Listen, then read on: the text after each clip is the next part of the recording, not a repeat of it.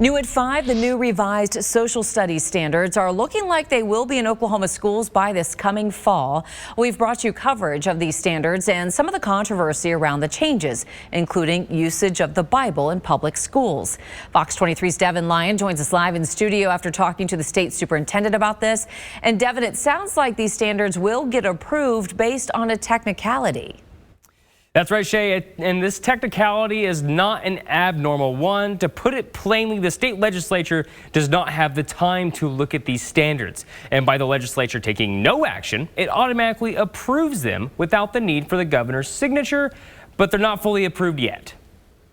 Look, they're going to move the standards on. We're going to have these standards approved. State Superintendent Ryan Walters is celebrating what appears to be the soon passage of his revised social studies standards. This comes after comments made by State Senate Pro Tem Lonnie Paxton, who said there's not a huge number of lawmakers wanting to change these standards. Paxton says they also simply do not have enough time. I do not see an appetite in the legislature to do anything with these standards that was submitted to us. These standards have been criticized and praised on several topics, such as its length being nearly twice as long as the current standards, its increased usage of the Bible, and its requirement to examine data around the 2020 election. But with the state legislature taking no action, it automatically approves these standards without the need for the governor's signature. The only action they have that would be negative is to reject them, and they said that they don't have any appetite to do a deep dive into them, so they move on through. So we're happy to see that those are going to move on through, and we're excited to get to work for Oklahoma kids. It's possible at next week's State Board of Education meeting, the new board members will ask for a vote to take back and edit those standards. This was briefly attempted in February by the new board members recently appointed by Governor Kevin Stitt. Paxton says nothing in the law would prevent them from taking another look at it. If the state school board would like to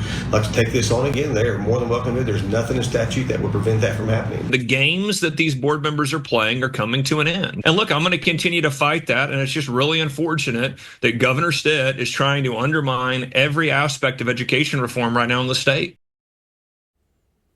Now, I have heard from both Republicans and Democrats who are hoping these board members request a vote on the standards to be added to the agenda. Here's the catch. That would rely on the state superintendent allowing that to happen. I plan on being at that board meeting next Thursday. Live in studio covering News That Matters, Devin Lyon, Fox 23 News.